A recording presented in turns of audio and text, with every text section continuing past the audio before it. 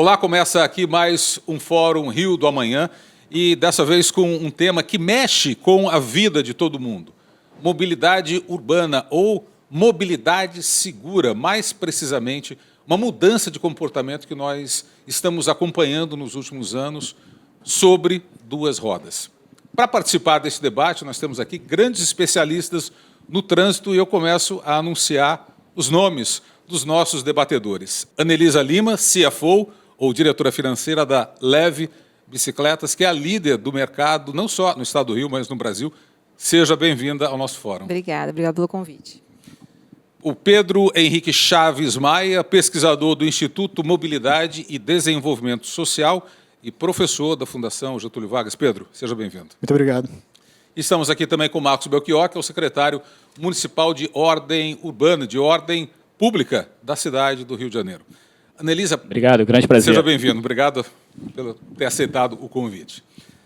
Anelisa, a gente falava sobre bicicleta elétrica e até mesmo para nós que cobrimos o assunto rotineiramente, eu diria quase que semanalmente, o conceito de bicicleta elétrica muitas vezes se confunde com o de ciclomotor. Afinal de contas, o que é, para a gente começar o nosso debate, uma bicicleta elétrica?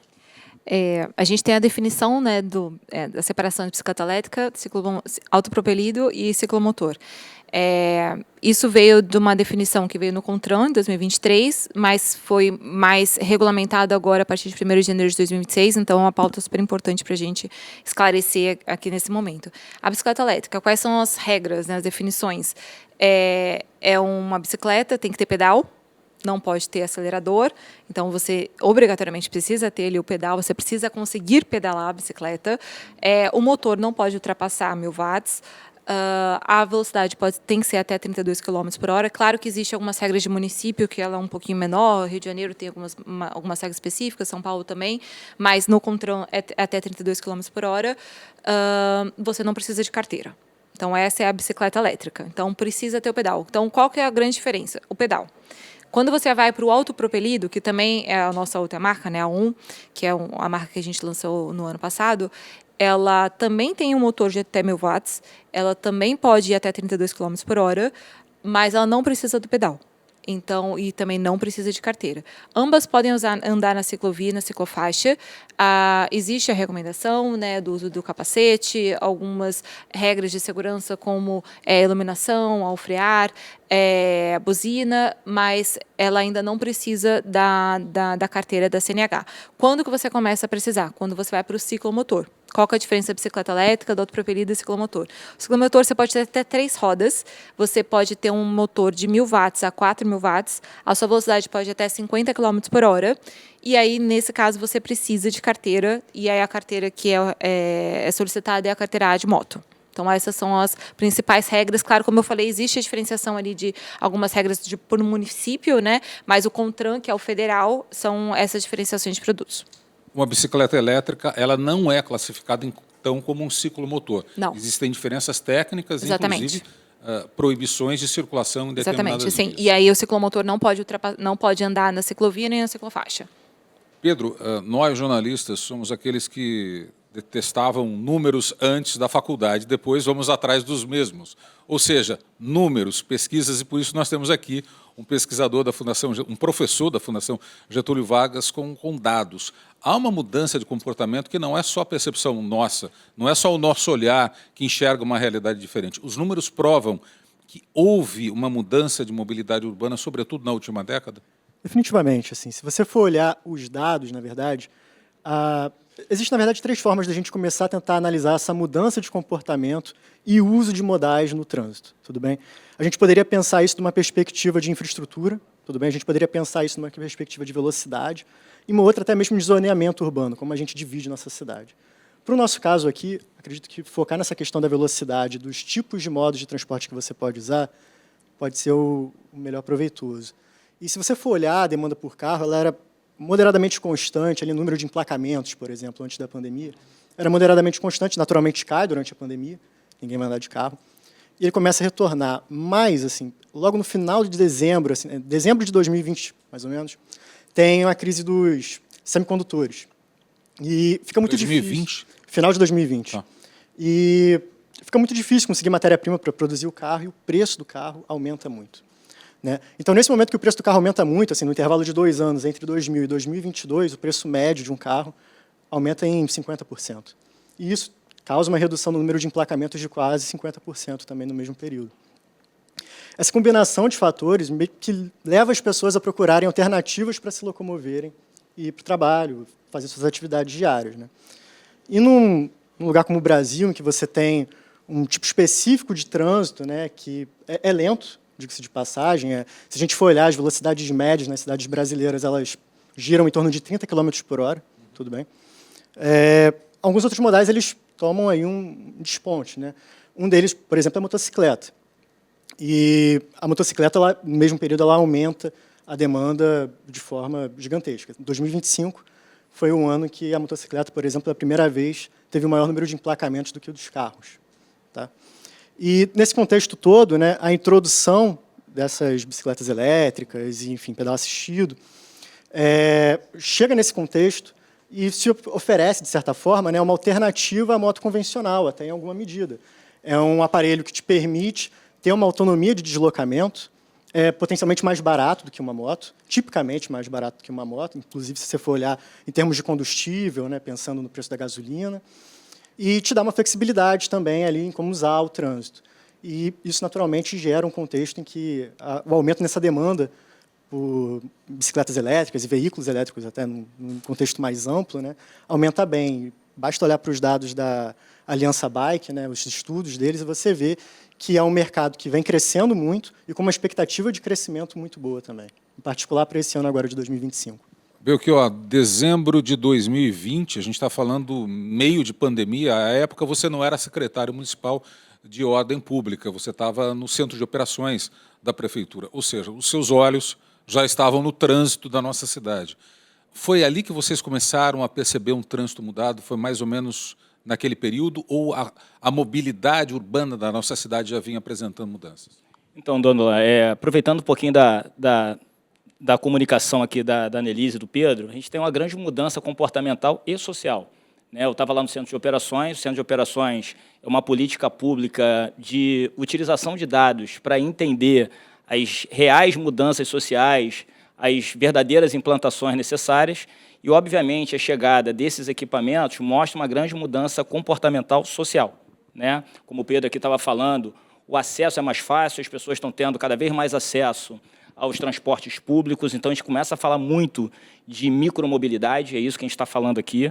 Então, obviamente, depois o Pedro vai falar, a gente teve um crescimento exponencial, que a Annelise pode dar alguns números também, desses equipamentos na nossa sociedade. Isso não é só um problema da cidade do Rio de Janeiro, é um problema do Brasil e do mundo.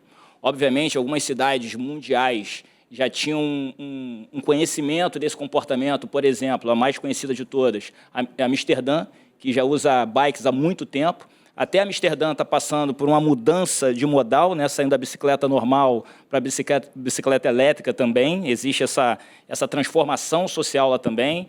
Existem os desafios regulatórios, assim como a cidade do Rio de Janeiro também.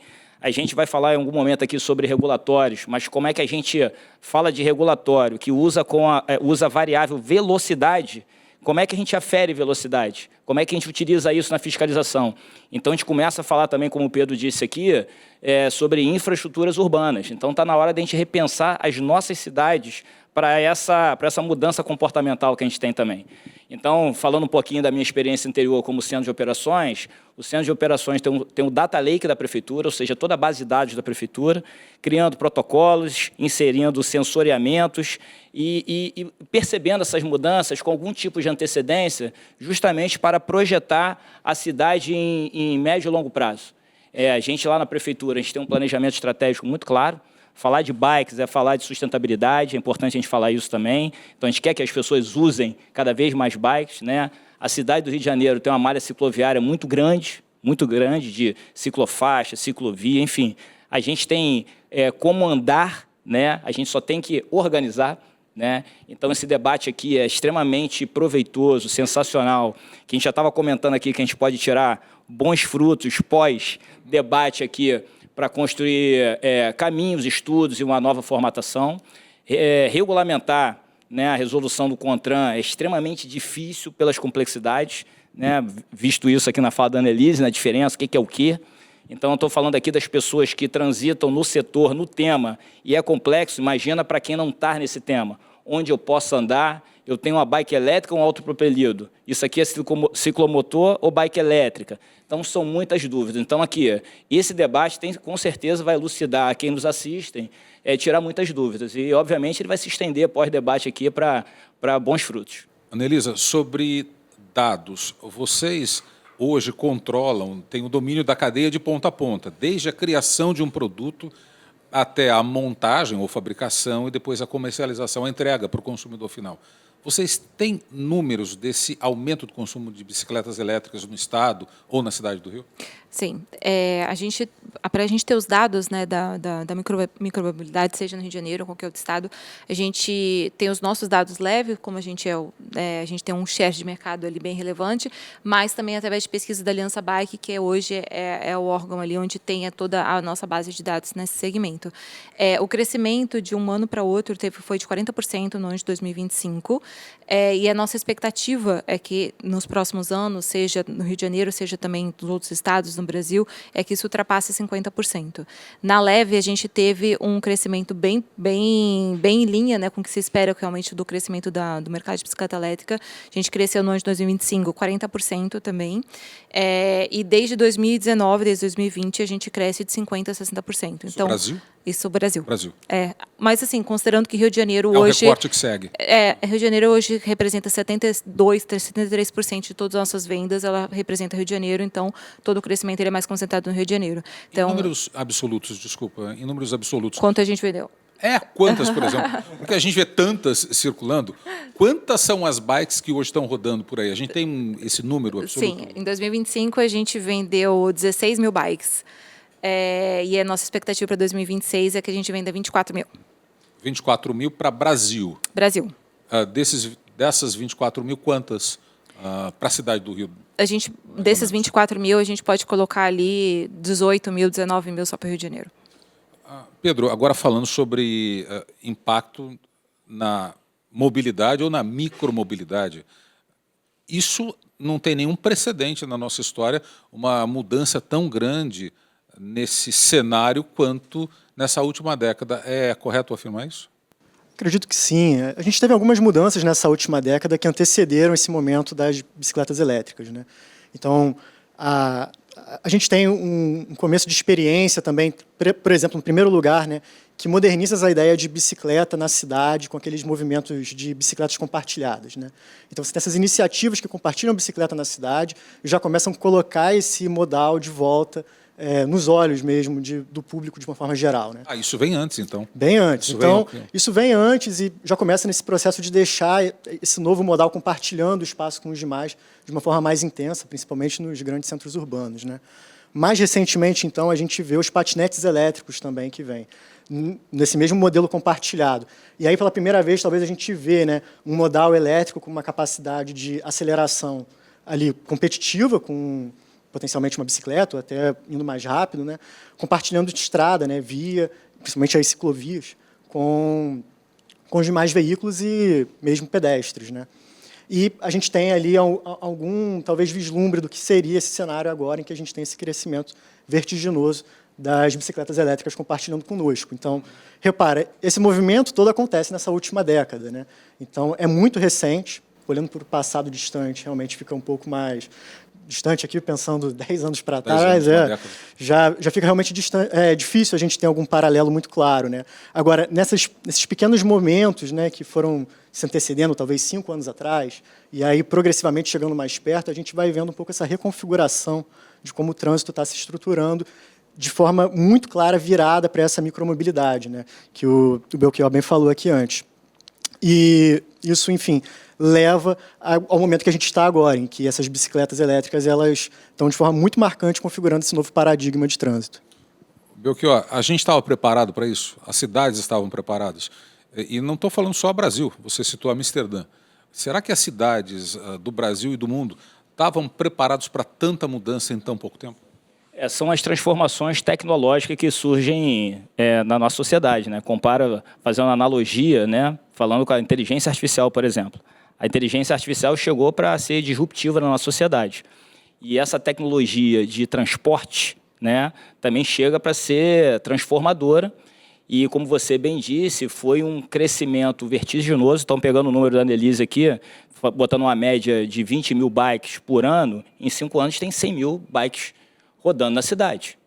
Então, assim, é um crescimento vertiginoso que a gente tem que correr atrás de conseguir as infraestruturas necessárias para acompanhar esse crescimento. Então, é muito desafiador, mas fica o alerta para todas as cidades brasileiras, não somente para o Rio de Janeiro, porque aqui no Rio de Janeiro, né, Dona, a gente tem um privilégio, né, de ter esse cenário maravilhoso aqui para pedalar, se locomover, ainda é muito melhor, né? Então, assim, a gente tem uma preocupação de infraestrutura, sim. Como eu falei, a Prefeitura do Rio tem um planejamento estratégico com pilares muito bem definidos, e segurança viária é um deles, né? A Prefeitura do Rio tem um time de segurança viária que, para surpresa até de alguns, quando a gente conversa com pessoas fora do setor, o presidente dessa comissão é o secretário de Saúde. Não é o secretário de Ordem Pública, não é o secretário de Transporte, não é o presidente da Sete Rio. Doutor Sorães? É o Sorães. Então, o Sorães é o presidente dessa comissão. Por quê? É a segurança à vida. Então, quando a gente fala de crescimento, quando a gente fala de infraestrutura, quando a gente fala de comportamento, é preocupação com a integridade física do cidadão, com respeito à vida. Então, assim, existem muitas dificuldades, né, de fiscalização, né, por regulatórios, por equipamentos de infraestrutura, por infraestrutura urbana propriamente dita. Então, assim, são muitos desafios, né? Mas a gente tem que se adaptar às tecnologias. E, como eu falei, a gente está falando de sustentabilidade, né? A gente está falando de uma mudança de características sociais muito grande, né? Muito grande, porque antigamente o brasileiro queria comprar uma casa e um carro, né? Talvez não seja a característica dessa sociedade que a gente vive agora. Talvez não seja.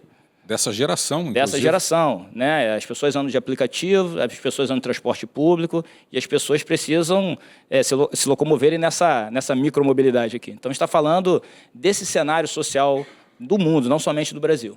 Já que a gente está falando de mundo, tem alguma cidade por aí, no Brasil ou fora, de onde a gente possa trazer modelos inspiradores para fazer uma adaptação mais serena, mais suave e mais respeitosa, ou tudo é muito novo para o mundo todo?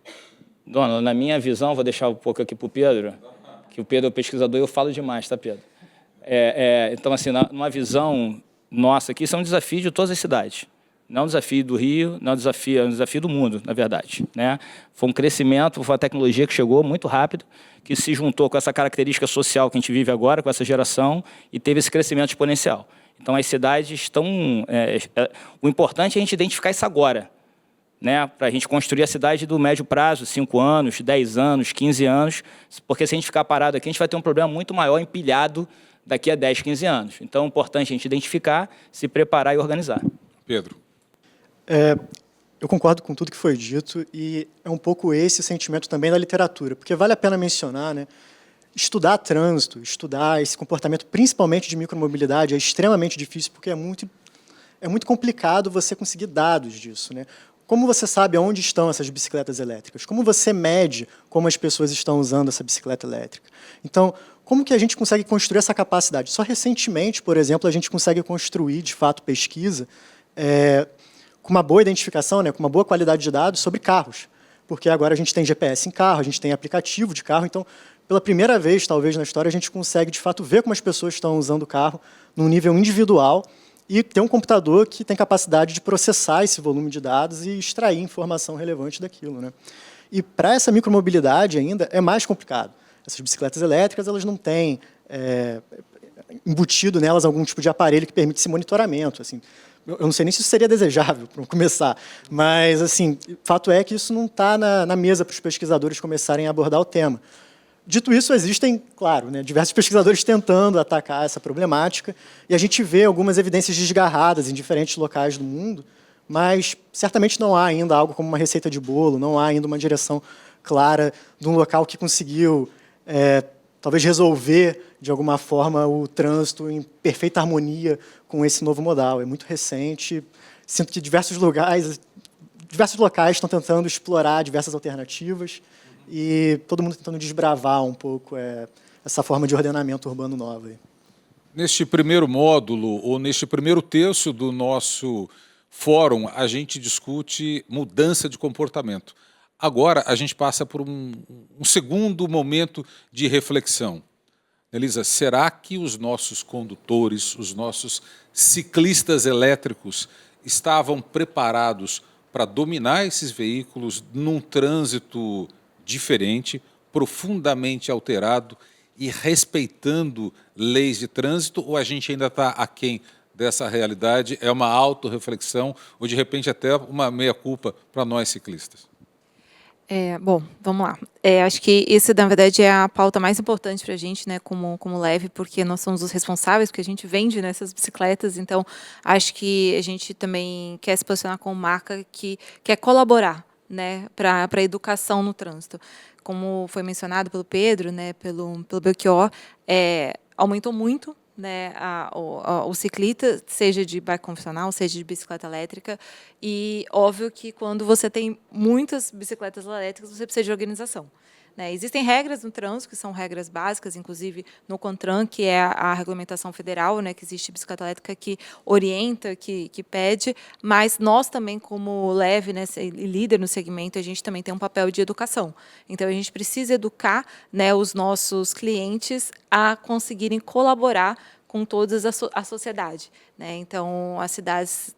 Existem ciclovias, às vezes não existem. Então, como que eles vão andar quando não tem ciclovia? Anda na calçada, anda na rua, né? O que eles têm que fazer? Então, a gente tem até um manual que é de boas práticas, que nesse manual a gente coloca algumas regras, né, de como a gente educa os nossos clientes. Então, qual que é a velocidade que eles têm que entrar na ciclovia? Quando não tem ciclovia, para qual lado da faixa eles têm que andar? Né? A questão do capacete, se está passando por um idoso ou por uma criança, né, buzinar, reduzir a velocidade, não andar com fone no ouvido, né? Então, se você está com fone alto, você não consegue ouvir uma buzina, às vezes, de um carro, e às vezes pode acontecer um acidente.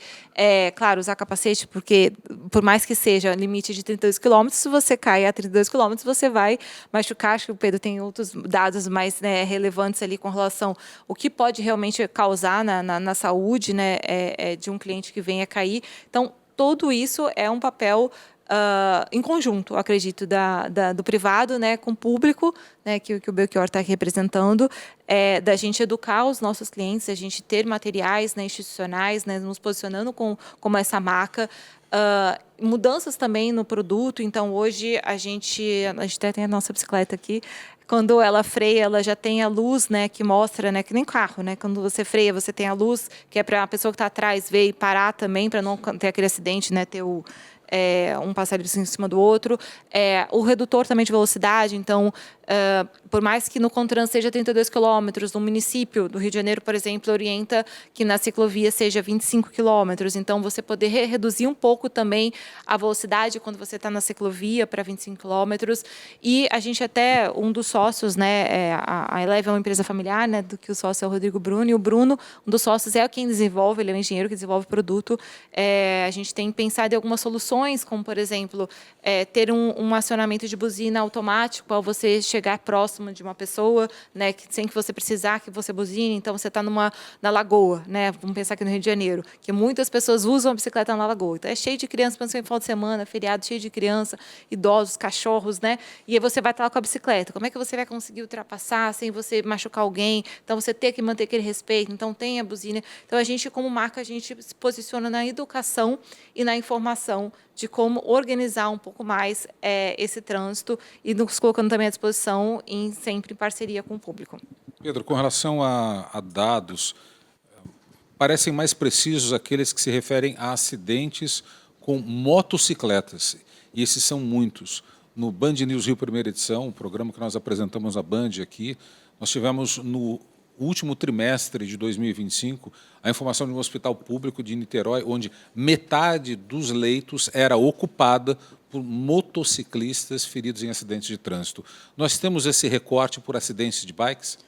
Em algum grau, sim. Como eu falei, ainda é um pouco incipiente, né, esse cuidado de conseguir medir exatamente acidentes com bicicletas elétricas, ou até mesmo os patinetes elétricos, que talvez seriam um paralelo que que a gente convive há um pouco mais de tempo, então teria um pouco mais de dados. Mas a gente já tem alguma informação sobre isso. Tá? Sim. Então, na China, por exemplo, que é talvez o maior mercado, né, de bicicletas elétricas, a gente já tem algumas coisas, bastante estudo, né, já focado nesse nicho de micromobilidade urbana. E o que a gente vê é que é um pouco preocupante quando, principalmente, né, em especial, quando as pessoas elas não respeitam as regras e as normas, de fato, de como esse modal deveria ser usado.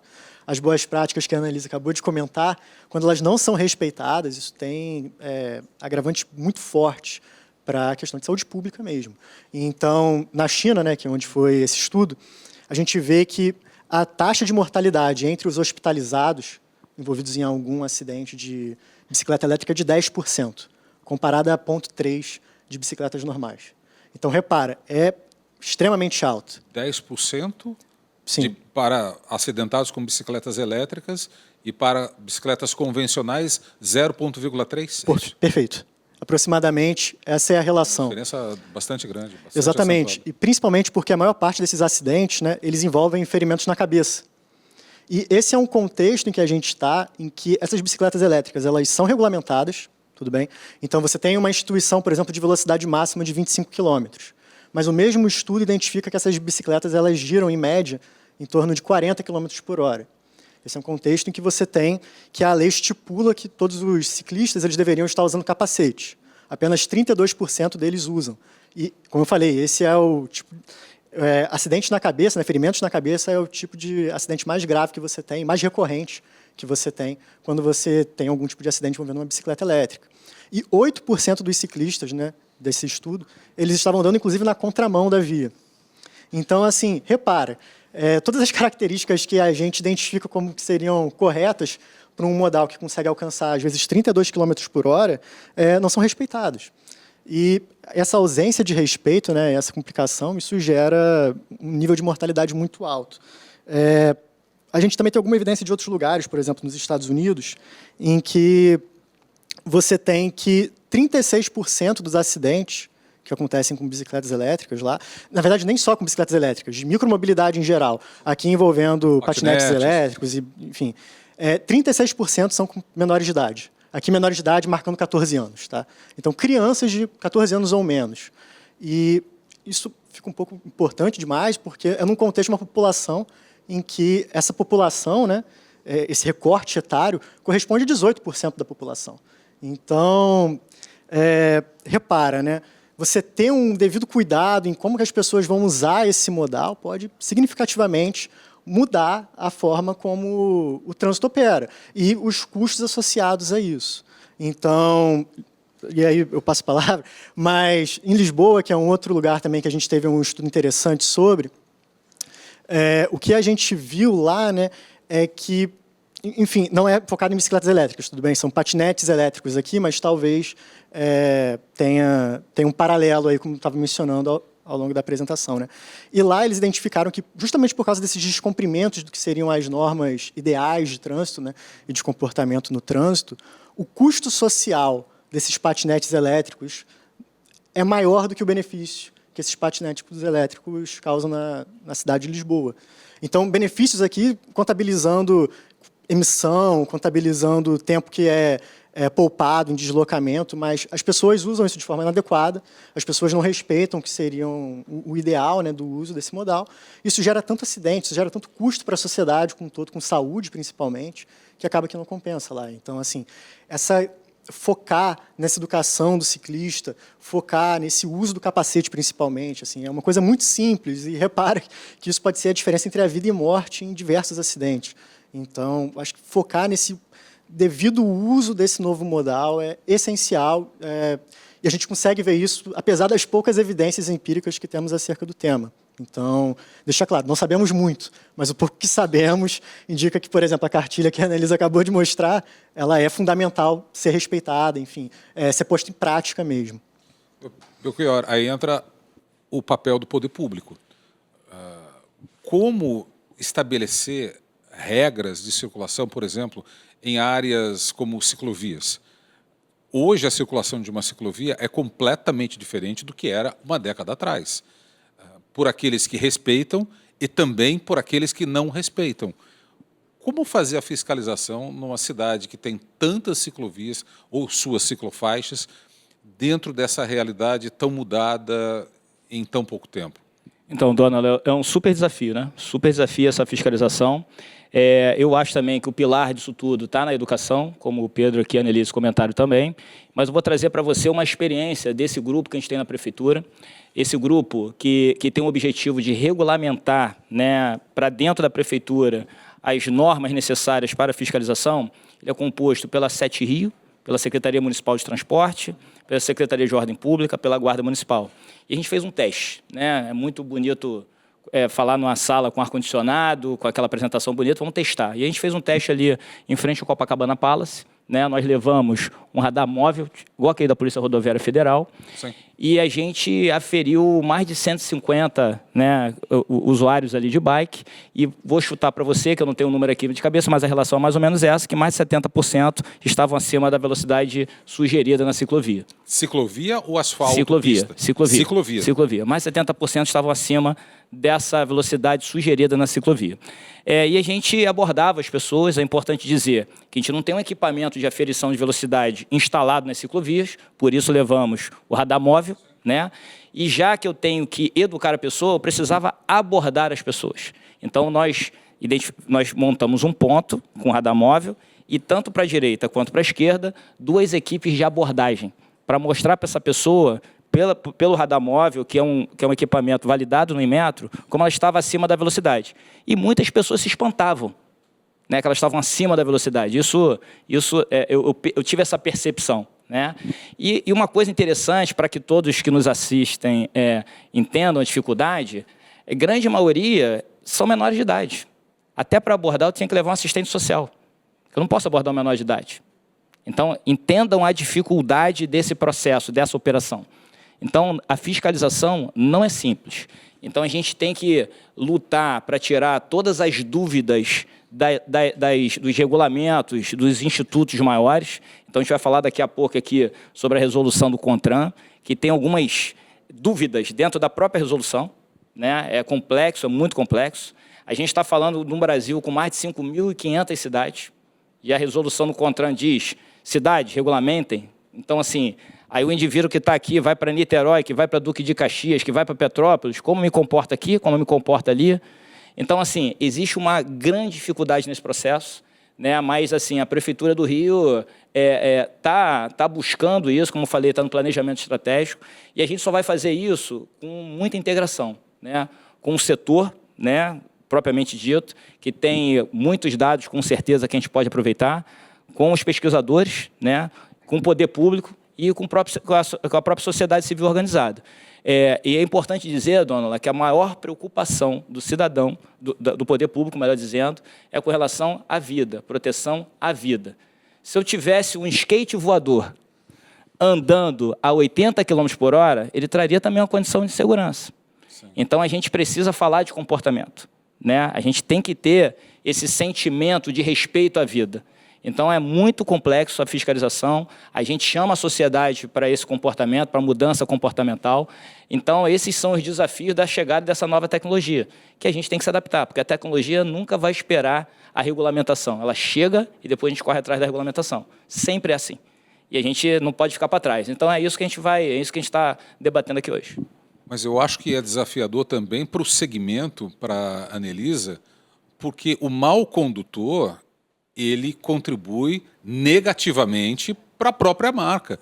Você chega com uma agenda positiva de sustentabilidade, de substituição de carros e de outros veículos por um transporte mais limpo, e, na verdade, o que se suja é o nome da marca por causa da má condução, correto?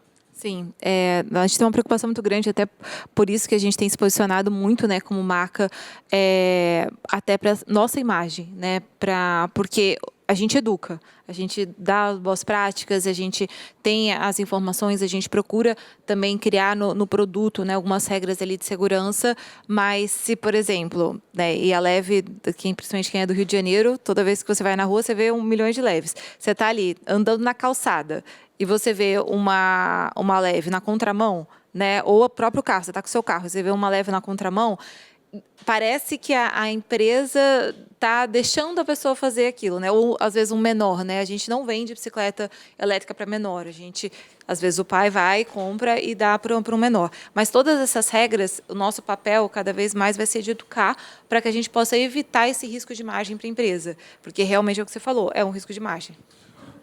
Já que você falou sobre risco, a bicicleta ela já vem setada, ou seja, ela já vem modulada por um limite de velocidade, não vem? Eu pergunto isso e também para o Belchior, porque nós vimos recentemente denúncias de oficinas que vão lá e tiram esse limitador, permitindo com que o veículo ultrapasse a velocidade da ciclovia, que é de 25. Tá vendo como é confuso? Sim. Mesmo para a gente que trabalha com isso, que vive falando sobre isso, é 25 ou 32. 32 vale é para o país ou vale para a 25, cidade? Exatamente.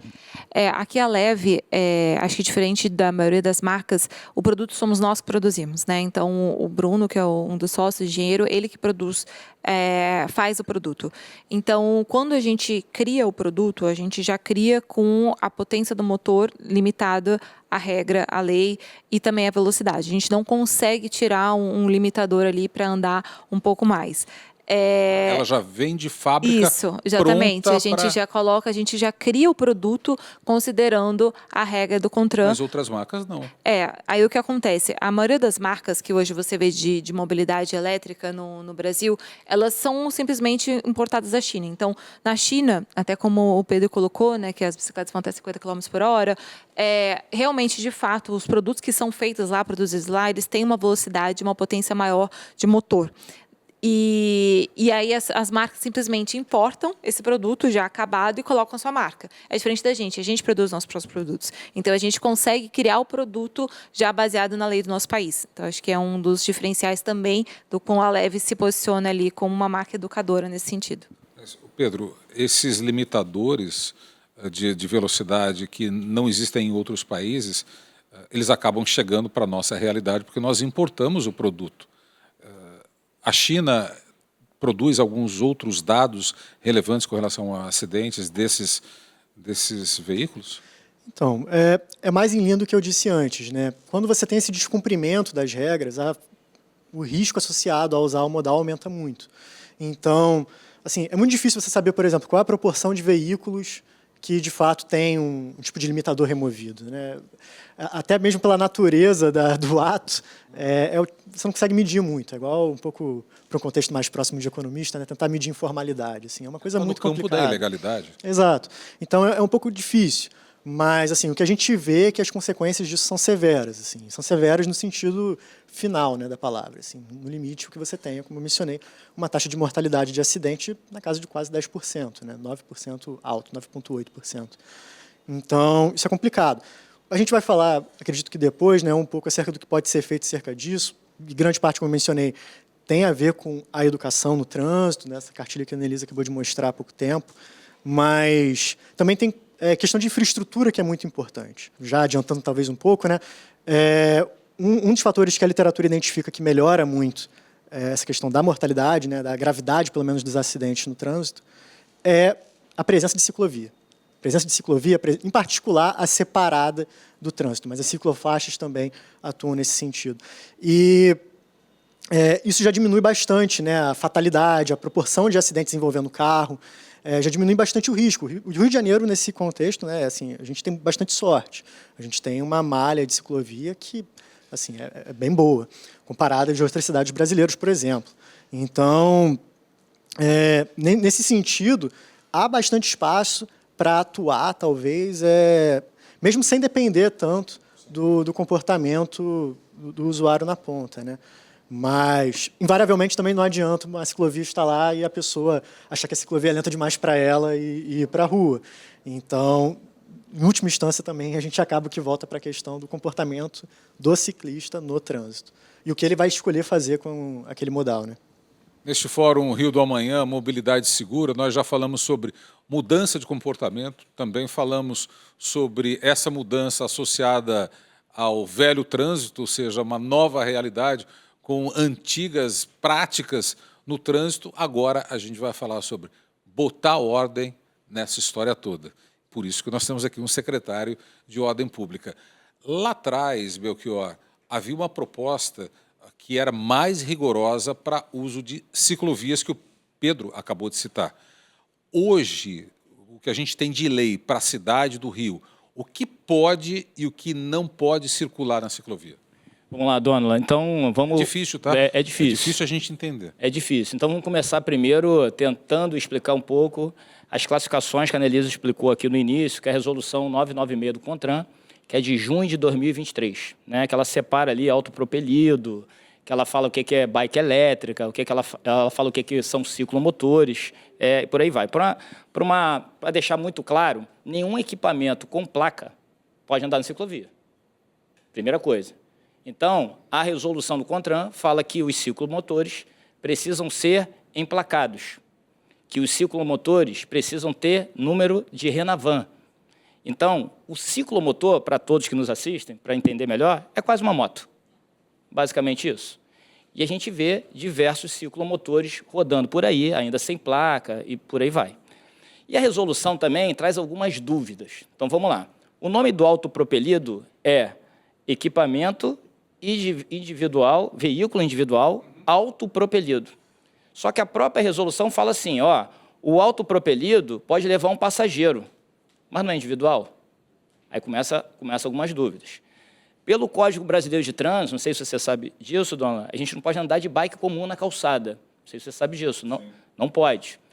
Mas o CONTRAN, nessa resolução, permite que o autopropelido possa andar na calçada numa velocidade de até 6 km por hora. Mas contraria, então, uma legislação anterior? Então, para você entender a dificuldade de fiscalização, é muito complexo. Tá? E tem mais, ela fala lá, como a Anelisa explicou, que são bikes elétricas, são bikes com pedal assistido. O que isso significa? A bike elétrica não pode ter acelerador de punho. Bike elétrica não pode ter acelerador de punho. Resumindo, é isso. Que ninguém tem esse entendimento. Só que a própria resolução fala que autopropelido, similar à bike elétrica, com acelerador, pode andar na calçada a 6 km por hora. Então, assim, existem muitas dúvidas regulatórias, muitas dúvidas, e isso dificulta em muito essa fiscalização. Então, em muito. Então, para você entender a complexidade disso. Agora, independente do equipamento, independente do que pode, o que não pode, a gente tem que entender que a variável velocidade é extremamente importante no ambiente compartilhado. A ciclovia, com as características do Rio de Janeiro, ela tem bike comum, tem a pessoa correndo, tem um casal de namorados andando, usando a via de ida e a via de volta. Tem carrinho de bebê. Tem carrinho de bebê. Então, assim, a gente precisa encontrar o ponto de equilíbrio e, mais do que isso, respeito. Lá na prefeitura, a gente tem usado um termo que é extremamente importante, e isso é um dos pilares também do planejamento estratégico, que se chama civilidade. O poder público jamais vai conseguir fazer todas as entregas sozinho. Isso que a gente está fazendo aqui é muita integração. Isso aqui mostra o caminho que a gente quer perseguir. Quando a gente está aqui com a representante da Leve, que é a Anelisa, a gente está falando de uma marca que respeita a sociedade. Então, só nos números que ela falou, de uma média de 20 mil, tá, Anelisa? Pensando num crescimento linear, que não é, que é exponencial, que eu falei aqui de 20 mil bikes por ano, em 5 anos, 100 mil, só da marca Leve, que tem essa responsabilidade social. E as outras marcas? Como é que a gente identifica a marca que desbloqueou a bike para andar acima de 32, que é o permitido pelo CONTRAN? Como é que a gente faz isso? Será que está na hora de a gente regulamentar nas notas fiscais, com responsabilidade em CPF de um adulto? Está na hora de a gente pensar sobre isso? A gente tem que conversar sobre isso. Porque pelos instrumentos hoje, a fiscalização fica extremamente complexa. Anelisa, na prática, uma bike elétrica da Leve é um autopropelido? Não, a bike, ela é bike, porque ela Ela tem é pedal. bike. E você consegue pedalar ela com o pedal assistido. E ela tem acelerador no guidão. Ela tem, mas só que como ela tem o pedal assistido, ela é considerada Ela a bike. não é um autopropelido. Ou Ela não é seja, eu autopropelido. posso andar tranquilamente numa ciclovia Pode. com uma bike elétrica da Leve. Isso. Aí a ON, que é a nossa outra marca, que a Sim. gente tem duas marcas, a Leve e a ON. A ON, ela é autopropelido, porque ela não tem pedal, e aí ela também tem um motor de 1000 watts, também é limitada a 32 km por hora, e sem pedal, e aí ela tem o acelerador. Então, na Leve, no grupo Leve, né, Leve ON, a gente tem bike e tem autopropelido. E nós não temos ciclomotores. Não tem ciclomotores. E a gente está diante de uma discussão num momento tão importante para o planeta que, inequivocamente, está mais quente por ação do homem também. Algumas pessoas dizem que é um ciclo natural do planeta, mas o homem, de fato, está contribuindo para isso. E a gente está falando aqui de segurança, mas também de sustentabilidade, no momento que o planeta está discutindo isso como nunca, de uma maneira tão urgente, não, Annelise? Sim, eu vim do mercado financeiro, né? Eu vim lá da Faria Lima, sou de São Paulo. Eu fico feliz de trabalhar hoje numa empresa que contribui, né, realmente com a sustentabilidade. Então, para mim é muito satisfatório eu ajudar, né, contribuir muito com essa pauta de CG, que é uma pauta que eu gosto muito, que eu defendo muito. Então, o nosso desejo na Leve realmente é continuar contribuindo para essa troca de modal, você ter um modal mais sustentável, você diminuir, né, ali como você fala na COP30, enfim, todos os acordos que você tem aí de sustentabilidade, para você tentar diminuir o aumento, né, da temperatura, né, que hoje está em média, acho que é 2 graus por ano, alguma coisa assim. Você realmente, como que a Leve contribui, né? Emitindo menos CO2 da atmosfera. Então, se você tem um carro, você troca por uma bike, você está contribuindo para evitar a emissão de CO2 da atmosfera e, consequentemente, contribuindo com a sustentabilidade. Então, o nosso desejo mesmo na Leve é continuar tendo um produto verde, continuar contribuindo com as pautas de ESG, não só do Brasil, mas do mundo, porém, educando no trânsito. Então, a gente quer juntar esses dois desejos, né? A sustentabilidade mais um trânsito seguro. Pedro, eu não sei se existe este recorte da mudança de mobilidade ou da micromobilidade no que se refere à redução das emissões de CO2 pela redução também de frota movida a hidrocarboneto. Tem algo nesse sentido? A mudança foi tão grande a ponto de impactar alguma coisa nesse sentido? Então, os estudos, como eu falei, são bem incipientes e alguns deles já começam a identificar, sim, que tem um efeito positivo em termos de contribuição para a emissão, né, no caso de redução de emissão. Em última instância, eu acho que vale a pena sempre frisar, né, se o objetivo final é reduzir a quantidade de emissões, a forma mais eficiente que alguém teria para poder fazer isso seria priorizando o transporte público. Tá? Em última instância, quantas pessoas cabem no ônibus comparada em um carro, em termos de volume? Então, assim, em última instância, optar pelo transporte público tem um ganho de eficiência, de emissão muito maior do que qualquer outra coisa que alguém conseguiu pensar até o presente momento, e até onde eu sei também. Entretanto, a gente sabe que isso é limitado por diversas restrições.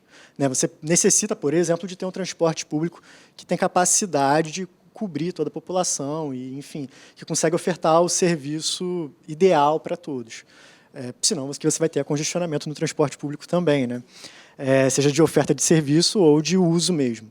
E nesse contexto em que a gente não vai ter a solução ideal, ela é impraticável nesse primeiro momento, uma opção viável e que é excelente, né, é usar, de fato, um veículo elétrico e, em particular, uma bicicleta elétrica, que, novamente, a gente volta para a questão do espaço. Ocupa muito menos espaço do que um carro, você consegue se deslocar de uma forma mais rápida, portanto, também mais eficiente, algumas vezes. Então, é interessante, por isso que os estudos, de fato, encontram esse efeito positivo. Mas nesse contexto também. Belchior, sobre essa resolução do CONTRAN, falta alguma regulamentação ainda? Falta algum grau de detalhamento? O que falta para a gente avançar? Falta escrever e colocar na prática ou só colocar na prática? Não. Eu acho que a gente precisa tirar as divergências da resolução, que a própria resolução traz, na minha avaliação. E a gente vai fazer isso conversando com o setor, conversando com os pesquisadores, para a gente entender e apresentar uma proposta, inclusive, a nível de Congresso Nacional. Tá? A gente precisa ter uma regulamentação nacional direcionando os municípios com as suas infinitas características, né? O Brasil território completamente gigante, né, território continental, com mais de 5.500 municípios, como eu falei, a gente precisa trazer uma lei maior, precisa trazer uma resolução, um instituto maior direcionando as cidades. Então, eu acho que o primeiro passo é a gente tirar as divergências que a própria resolução traz. Inclusive, existem interpretações jurídicas sobre a própria resolução. A resolução traz que as cidades que têm o dever de regulamentar, existem interpretações jurídicas diferentes sobre isso, porque tem jurista que acha que quando a cidade não consegue regulamentar, a resolução é a base, que não precisa de uma regulamentação. Até isso a gente percebe na resolução. Então, a parte de fiscalização é extremamente difícil, são diversas características. A gente diferencia um equipamento do outro, não somente por velocidade, mas por potência, por exemplo, que é completamente difícil a gente avaliar. Como é que a gente vai avaliar a potência de um veículo? Somente numa operação, somente com abordagem, somente nesse tipo de sistema. Então, a gente tem que começar, como eu falei aqui inúmeras vezes, pensar na infraestrutura urbana para as nossas cidades para daqui a 5, 10 anos, porque isso é uma tecnologia que não vai retroceder. Né? A gente não impede a tecnologia, a gente tem que se adaptar à tecnologia que chega. Ela tem uma característica, como você falou, Dona, completamente sustentável. Eu, como ex-chefe do Centro de Operações, não sei se você sabe o nome do COR, que todo mundo chama, é Centro de Operações e Resiliência Rio. A cidade do Rio de Janeiro tem diversos protocolos pensados na resiliência da cidade, com pensamento de sustentabilidade. Trago aqui o exemplo do protocolo de calor, que a cidade do Rio de Janeiro ganhou um prêmio internacional. Nós somos a única cidade no Brasil e uma das poucas do mundo com um protocolo claro, definido, com as ondas de calor que a gente vem sofrendo na cidade, com ações claras para o cidadão, com ações claras para o poder público. Então, a gente quer que tenha cada vez mais bike mesmo. A gente só precisa ter um instituto normativo que nos ajude nessa fiscalização. Então, eu que ando em toda a cidade do Rio de Janeiro, da Pavuna, Santa Cruz, de Paquetá ao Leblon, que às vezes as pessoas esquecem, Dona, que Paquetá é Rio de Janeiro também. Sim. E o secretário de Ordem Pública tem que ir lá ver também, com outros tipos de demanda. Né? Onde tem bastante bike, inclusive. Onde tem bastante bike, né? Então, assim, eu que ando a cidade toda, o cidadão me cobra. Como é possível aquele cidadão andar nessa velocidade na ciclovia? E o cidadão me cobra. Mas é importante esse canal aqui, que a Band nos abriu, para a gente explicar para o cidadão a complexidade dessa fiscalização. E isso a gente tem definido, tem um grupo de trabalho que se reúne semanalmente, tentando trazer outras agências externas a esse grupo para nos orientar nos procedimentos, para buscar práticas que foram sucesso em outros países. Então, vou te dar um exemplo da própria Amsterdã. A própria Amsterdã está trazendo uma blitz de bikes. A polícia para alguns ciclistas, eles têm um equipamento tipo uma esteira, que coloca a bike ali em cima. O cara começa a pedalar em cima da esteira para ver a velocidade, não é? É isso aí, exatamente. Para entender se aquele equipamento é uma bike elétrica, se é um autopropelido, se ele podia estar ali, não está. Então, para você entender, Dona, que é uma dificuldade não somente do Rio, de toda a cidade do mundo. E é a tecnologia que chegou para transformar a nossa sociedade. Então, assim, é extremamente difícil e a Prefeitura do Rio de Janeiro tem um time dedicado a isso. Mas é importante frisar, o comportamento é a base de tudo. A gente precisa preservar a vida das pessoas. E como o Pedro aqui, que é pesquisador, sabe da dificuldade da gente adquirir esses dados, né? A gente precisa conversar com o Corpo de Bombeiros para entender o número de acidentes, a gente precisa conversar com o SAMU, né? A Prefeitura do Rio busca uma base de dados para entender daqueles acidentes, quais são aqueles envolvidos em bikes elétricas, mas como é uma coisa nova, é até difícil tipificar, é difícil. Você deu um número aqui de Niterói também, que metade dos leitos de emergência são direcionados para acidentes com bikes. Enfim, motociclistas. Então, assim, a gente precisa entender essas mudanças sociais. O poder público precisa construir essas políticas públicas e aqui no Rio de Janeiro a gente está nesse caminho. Pedro, tem alguma legislação internacional que possa ser modelo para a gente ou está todo mundo engatinhando nesse processo de adaptação?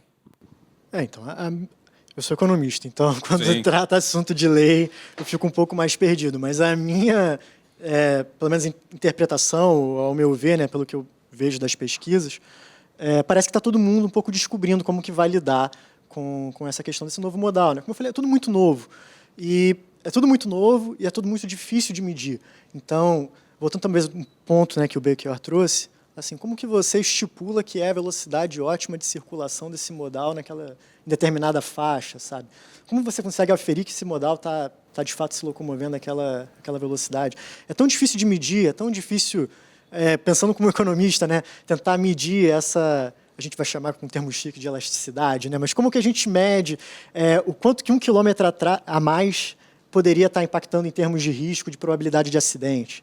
Então, é muito difícil a gente conseguir estimar o que seria um ponto ótimo de uma legislação. Então, todo mundo, a minha impressão, pelo menos, né, vendo essa questão numa área correlata aqui, mas não próxima, é que está todo mundo um pouco engatinhando e tentando acertar, talvez até com base em experiências anteriores, né, de outros modais, mas que é um processo de aprendizagem que está sendo desenvolvido mesmo interativamente. Elisa, esse fórum ele acontece depois de um momento de reflexão e de provocação pela própria Leve. Qual foi aquilo que os americanos chamam de turning point? Qual foi o ponto de virada para que a gente puxasse o freio de mão, o freio de arrumação para falar, espera um pouquinho, nós precisamos falar com os nossos clientes, nós precisamos colaborar com o processo de educação. Qual foi esse motivador? Eu estou na Leve desde 2019, né? Faz um tempo já. E quando eu entrei ainda, já tinha, principalmente aqui no Rio de Janeiro, já tinha bastante sucesso. A empresa tem 15 anos, mas não tinham tantas lojas, né? Eram 6 lojas quando eu entrei. Hoje, pela popularização, não só da marca, mas também do produto, né, como o Pedro colocou, que bem colocou na pandemia, foi realmente quando a gente teve um boom ali que a gente aumentou muito as vendas, até pelo fato de você ter um transporte seguro para evitar a Covid-19, seja pelo aumento do preço nos carros. Então, a gente começou a ver uma mudança muito grande ali, foi quando a gente realmente abriu muitas lojas, foi ali realmente na pandemia. Então, isso cresceu muito rápido. Né? Então, crescer muito rápido, a gente cresceu muito rápido, a Leve cresceu muito rápido, o mercado de micromobilidade também elétrica também cresceu muito rápido. E acho que o que a gente está fazendo aqui é super saudável e necessário para a gente tentar organizar e trazer essa pauta para a gente poder ter um mercado um pouco mais organizado. E aí, com esse crescimento, claro, muitas bicicletas na rua, começou-se a ter uma cobrança. Acho que assim como também o cidadão cobra o Belchior, né, provavelmente, às vezes, um senhor vai falar para ele, poxa, passou aqui um cidadão aqui com bicicleta elétrica, quase me atropelou. A gente sabe que existe esse risco. E nós, como empresa, a gente também recebe dos clientes, que às vezes são clientes da Leve, que fazem tudo correto, que não andam na contramão, que seguem, né, a rota ali da via, que usam capacete, que são todos corretos, e vêm outros clientes da Leve, às vezes menor de idade, às vezes não menor de idade, mas também sem capacete, andando na contramão. Eu mesmo, muitas vezes, né, eu tô andando na rua e vejo alguma pessoa com a Leve na contramão. Eu falo, ai, meu Deus. Para você deve doer mais do que para qualquer outra pessoa. Meu Deus do céu. Dá vontade de falar, olha. Sujando a imagem da minha empresa. Exatamente. Então, esses outros clientes também nos cobram, falam, olha, vocês precisam, né, de alguma forma nos ajudar, porque é muito ruim. Às vezes eu estou saindo de casa e passa uma bicicleta correndo aqui na calçada, quase atropela, ou então param a bicicleta e bloqueiam vias, né? Porque aí, por exemplo, você vai para a praia, é aquele mar de leves, né? O pessoal vai todo mundo jogar futebol, vai não sei aonde, e fica aquele monte de estacionamento de bike, que às vezes também atrapalha a passagem das pessoas. Então, a gente começou a receber muito, né, isso dos clientes, e nós, como também líder do mercado, acho que é a nossa responsabilidade, nossa obrigação, trabalhar em conjunto com os órgãos públicos, setor público, para preservar, né, a segurança, né? Como o Pedro colocou, estatísticas, a gente não quer ser uma marca que vá ali se responsabilizar ou não se posicionar de alguma forma que possa depois trazer algum dano com relação à vida, à segurança de alguém. Então, a gente quer sair na frente com a marca de que quer ajudar a organizar, né? Quer ser o apoio, né, ao setor público, educando, não trazendo tantos problemas para o setor público. Então, o nosso primeiro papel é educar os nossos clientes, e a gente já há um tempo a gente tem mudado algumas coisas nos produtos, né? Mas agora, cada vez mais, a gente vai ter essa comunicação para organizar um pouco mais o trânsito e mostrar, né, que a Leve, ela é mobilidade, mas ela também é responsabilidade. Quando o papo é bom e necessário, o tempo voa, mas ele voa dentro do limite estabelecido pelo regulador. Eu queria agradecer imensamente a Anelisa Lima, diretora financeira da Leve Bicicletas. Obrigada. Queria agradecer também o Marcos Belchior, secretário municipal de Ordem Pública, Grande prazer. e também o Pedro Henrique Chaves Maia, pesquisador do Instituto Mobilidade e Desenvolvimento Social e professor na Fundação Getúlio Vargas. Pedro, sua mensagem final, por gentileza. Primeiro, muito obrigado por nos receber. E a minha mensagem final é no sentido de respeito, algo que o Belchior também disse muito. Caso todos nós conseguimos fazer exatamente aquilo que é esperado de nós no trânsito, né, cada um age conforme a cartilha manda, as coisas vão funcionar, as coisas vão ficar legal. A gente vai encontrar, eventualmente, também um meio termo ali, um equilíbrio, em que tudo vai dar certo, né?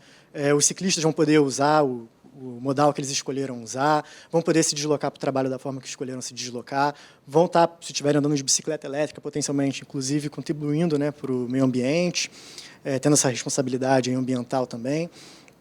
Mas, para isso, tudo acontecer de forma correta, para isso, principalmente, acontecer sem gerar grandes custos para a sociedade, né, de acidentes severos e caros, a gente tem que agir conforme as regras mandam e, enfim, ter essa educação no trânsito, que é fundamental.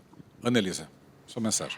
Eu agradeço muito, né, por estar tendo esse momento aqui. Eu acho que é uma forma que a gente se posiciona como marca, né? Acho que a Leve consegue mostrar o quanto ela está comprometida com essa responsabilidade em manter a segurança no trânsito, a mobilidade e segurança também dos nossos clientes. Para a gente fechar com ordem pública, Belchior. Política pública se faz com integração. Então, eu queria agradecer muito a Band por abrir esse canal aqui de debate com o setor, com os pesquisadores e principalmente para você, cidadão, que participe desse momento de transformação estrutural no Brasil e principalmente aqui na cidade do Rio de Janeiro. Participe dando ideias, participe dando críticas para que as nossas políticas públicas possam ser implantadas com um único e principal objetivo: da segurança, da proteção à vida de todo cidadão carioca e de todos os turistas que nos visitam. Obrigado pela presença de vocês, obrigado a vocês também que assistiram a este conteúdo e até o próximo Fórum Rio do Amanhã. Tchau, tchau.